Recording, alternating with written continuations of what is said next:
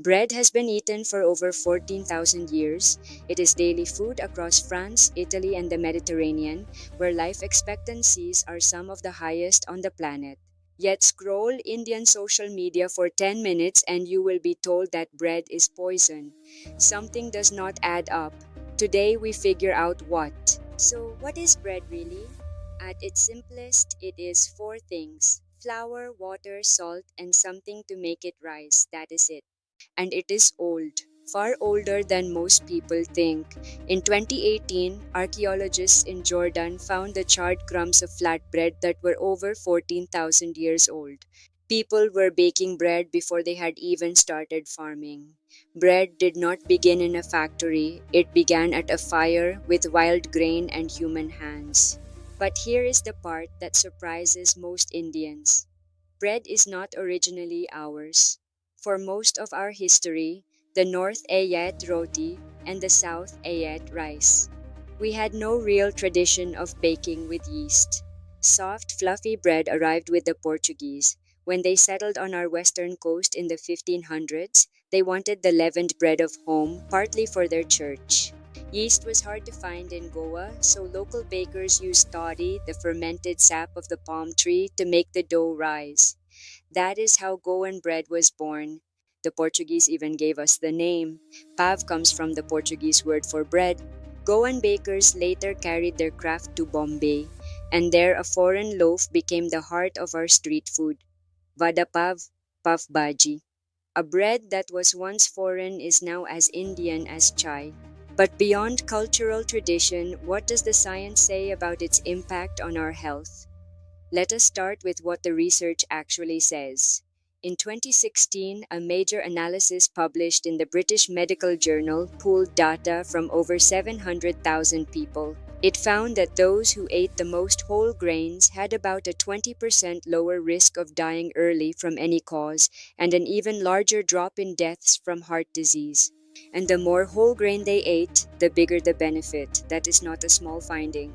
But notice the word whole grain, not all bread. The reason is in the grain. A whole wheat kernel has three parts: the bran, full of fiber, B vitamins, and minerals; the germ, with healthy fats and vitamin E; and the endosperm, which is mostly starch. When wheat is milled into white flour, the bran and germ are removed. Most of what made the grain nutritious is stripped out. So the research is not saying bread is good for you, it is saying whole grain bread is good for you. Same wheat, different parts kept, different effect on your body. Now the part almost no one on social media talks about: fermentation. When dough is left to rise, yeast and lactic acid bacteria transform the chemistry of the bread. They consume some of the sugars in the flour. As they eat, they produce carbon dioxide gas and organic acids. When you eat fermented bread, these acids do three things.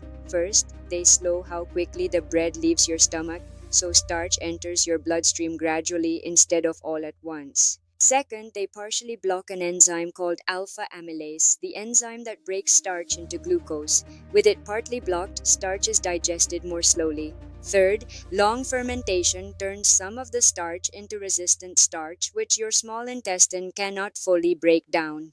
It passes through behaving like fiber and does not raise blood sugar at all. This has been measured. A long fermented sourdough loaf produces a smaller, slower blood sugar rise than factory bread made in a few hours. The lesson is simple. How the bread is made matters as much as what is in it. Now let us read the back of a packet. You will see names that sound like a chemistry exam: calcium propionate, lecithin, mono and diglycerides. Scary on first read, so let us translate. Calcium propionate is the calcium form of propionic acid, which your own gut bacteria already make every time you eat fiber.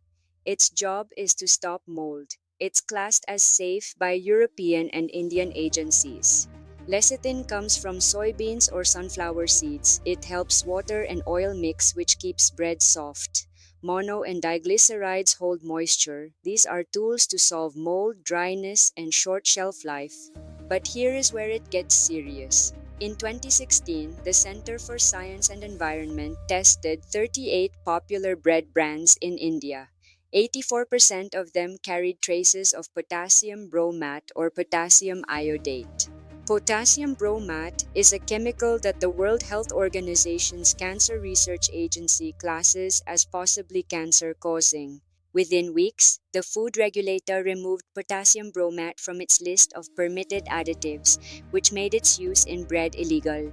Today, using potassium bromate in bread is against the law in India. So the system worked. When the science showed danger, the chemical was pulled. For the branded packaged bread most of us buy, bromate is no longer part of the recipe. That is not marketing, that is law. Now let us break some myths. Myth 1: brown bread is healthy. Often it is not. A lot of brown bread is simply white bread colored with caramel, listed as INS 150A. It has almost the same nutrition as white bread. The trick is to read the first ingredient. If it says refined wheat flour or maida, it is white bread in a costume. If it says 100% whole wheat flour or atta, that is the real thing. Myth 2: gluten is bad for everyone. It is not. Celiac disease affects roughly 1 in 100 people. For the large majority, there is no good evidence that gluten itself is harmful. In fact, people who eat gluten-containing whole grains tend to have lower rates of heart disease and type 2 diabetes. Myth 3: gluten-free bread is healthier. For most people, the opposite is true. Manufacturers use refined starches that raise blood sugar faster and have less fiber. It is a nutritional downgrade. So how do you actually choose well in an Indian supermarket? 3 quick checks. 1. The first ingredient. It must read whole wheat flour or atta, not maida. The first ingredient is the largest by weight, so this line tells you everything. 2. The fiber number per 100 grams. Real whole wheat bread carries meaningfully more fiber. If two breads look the same but one has far less fiber, the color is doing the lying. 3. Do not be scared by a long list. A short list starting with maida is still white bread. A slightly longer list starting with atta and recognized additives is the better loaf. So the next time someone online tells you to stop eating bread, ask them 3 questions. Which bread, which ingredients, which study? Because the people who actually study food do not tell you to fear a 14,000-year-old staple. They tell you to choose it wisely. So go ahead, make your toast, make your sandwich, make your pav bhaji, eat the bread, just read the back of the packet first. For more research-backed food science insights, subscribe to my YouTube channel, Food Truth. Research links are in the description, and I'd love to hear your feedback in the comments. Subscribe for more research-backed science.